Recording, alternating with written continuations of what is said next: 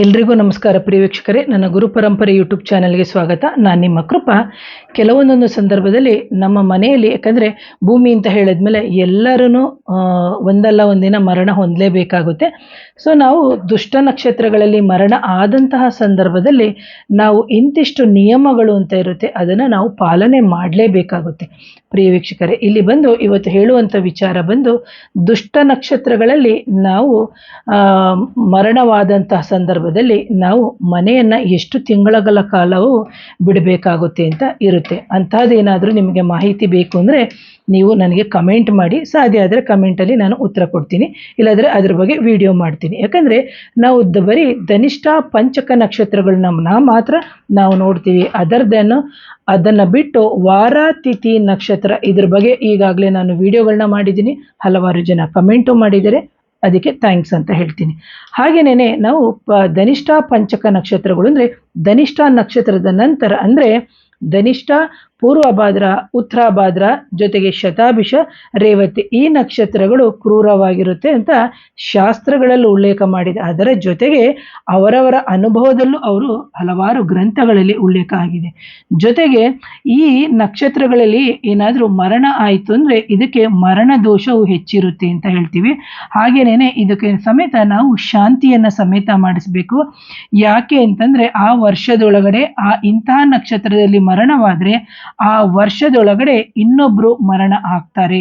ಇಲ್ಲದಿದ್ದಂತಹ ಸಂದರ್ಭದಲ್ಲಿ ಗಂಡು ಮಕ್ಕಳಿಗೆ ಏಳಿಗೆ ಇರಲ್ಲ, ಇಲ್ಲವೇ ಅವರ ಮನೆಯಲ್ಲಿ ಮತ್ತೆ ಮರಣಗಳು ಉಂಟಾಗುತ್ತೆ ಅಂತ ಹೇಳ್ತಾರೆ. ಹಾಗೆ ಈ ಗಂಡು ಮಕ್ಕಳಿಗೆ ಏಳಿಗೆ ಇಲ್ಲದಿರೋದು, ಒಂದು ಕಡೆ ಬಿಟ್ಟು ಇನ್ನೊಂದು ಕಡೆ ಹೋಗುವಂಥದ್ದು, ಒಂದು ಅಲೆಮಾರಿ ಜೀವನ ನಡೆಸುವಂಥದ್ದು, ಅಥವಾ ಮಾಂತ್ರಿಕ ಬಾಧೆಗಳಿಗೆ ಒಳಗಾಗುವಂಥದ್ದು, ಅಥವಾ ದಾಂಪತ್ಯ ಜೀವನದಲ್ಲಿ ದಾಂಪತ್ಯ ಸುಖ ಇಲ್ಲದೆ ಇರುವುದು, ಅಥವಾ ಅನಾರೋಗ್ಯ ಉಂಟಾಗೋದು, ಅಥವಾ ಒಂದು ಸ್ಥಳದಿಂದ ಇನ್ನೊಂದು ಸ್ಥಳಕ್ಕೆ ಹೋಗುವಂಥದ್ದು, ಜೊತೆಗೆ ಏನಾದರೂ ಅವರಿಗೆ ಅಪಘಾತಗಳು ಉಂಟಾಗುವುದು, ಅಥವಾ ಅಂಗಾಂಗಗಳು ಊನ ಆಗುವಂಥದ್ದು, ಅಥವಾ ಅಪಘಾತಗಳ ಭಯ ಇರುತ್ತೆ, ಅಥವಾ ಆ ಮನೆಯಲ್ಲಿ ವಂಶದ ಅಭಿವೃದ್ಧಿ ಇರಲ್ಲ ಅಂತಹ ಸಂದರ್ಭದಲ್ಲಿ ಮನೆಯ ಒಳಗಡೆ ಏನಾದರೂ ಇಂತಹ ನಕ್ಷತ್ರಗಳಲ್ಲಿ ಮರಣವಾದರೆ ದೋಷ ಹೆಚ್ಚಾಗಿರುತ್ತೆ ಅಂತ ಹೇಳ್ತೀವಿ.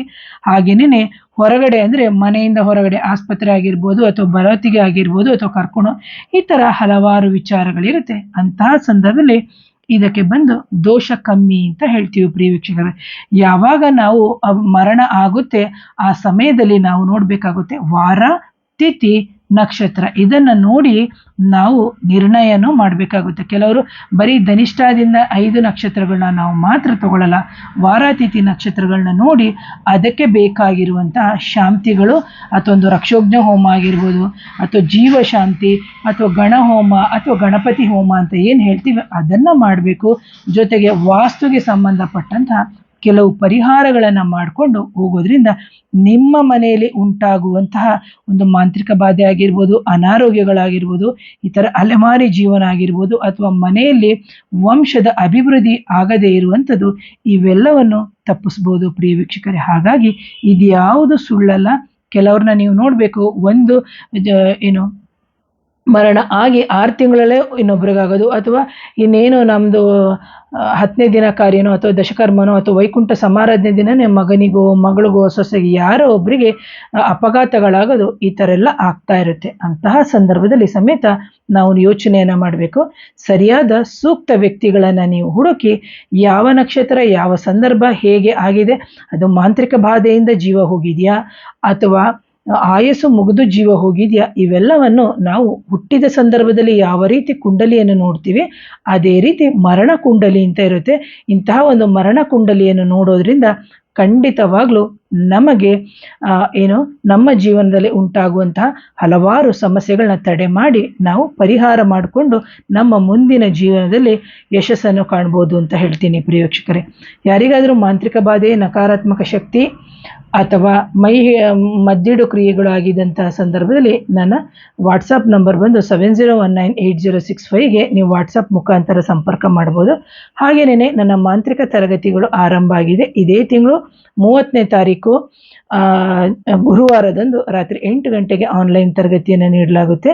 ಇದು ಬಂದು ಮಾಂತ್ರಿಕ ಬಾಧೆ ನಿಮ್ಮ ಮೇಲೆ ಪದೇ ಪದೇ ಆಗುವಂಥ ಸಂದರ್ಭದಲ್ಲಿ ಯಾವ ರೀತಿ ಪರಿಹಾರಗಳನ್ನು ನಿಮಗೆ ನೀವೇ ಮನೆಯಲ್ಲೇ ಮಾಡ್ಕೋಬೇಕು, ಕೆಲವೊಂದೊಂದು ನಮ್ಮಂಥವ್ರು ಮಾಡಬೇಕಾಗುತ್ತೆ, ಕೆಲವೊಂದೊಂದು ನೀವೇ ಹೇಗೆ ಮತ್ತು ಮುಂದಿನ ದಿನಗಳಲ್ಲಿ ಯಾವ ರೀತಿ ಪರಿಹಾರ ಮಾಡಿಕೊಂಡು ನಿಮ್ಮನ್ನು ನೀವು ಕಾಪಾಡ್ಕೋಬೇಕು ಅನ್ನೋ ವಿಚಾರವನ್ನು ಆನ್ಲೈನ್ ತರಗತಿಯಲ್ಲಿ ಹೇಳ್ತೀನಿ. ಅದರ ಶುಲ್ಕ ಕೇವಲ 600 ರೂಪಾಯಿ ಆಗಿರುತ್ತೆ. ಆಸಕ್ತರು ದಯವಿಟ್ಟು ವಾಟ್ಸಪ್ ಮುಖಾಂತರ ಸಂಪರ್ಕ ಮಾಡಿ. ಹಾಗೇನೇ ಕಲಿಯಿರಿ ಮತ್ತು ಕಲಿಸಿರಿ ಅಂತ ಹೇಳ್ತಾ ಇವತ್ತಿನ ಇವತ್ತಿನ ವಿಡಿಯೋವನ್ನು ಮುಗಿಸ್ತೀನಿ. ಪ್ರಿಯ ವೀಕ್ಷಕರೇ, ಈ ಥರ ವಿಚಾರಗಳನ್ನ ಹಲವಾರು ಜನಕ್ಕೆ ಶೇರ್ ಮಾಡಿ, ಜೊತೆಗೆ ಕಮೆಂಟ್ ಮಾಡಿ. Once again thank you. ನಮಸ್ತೆ.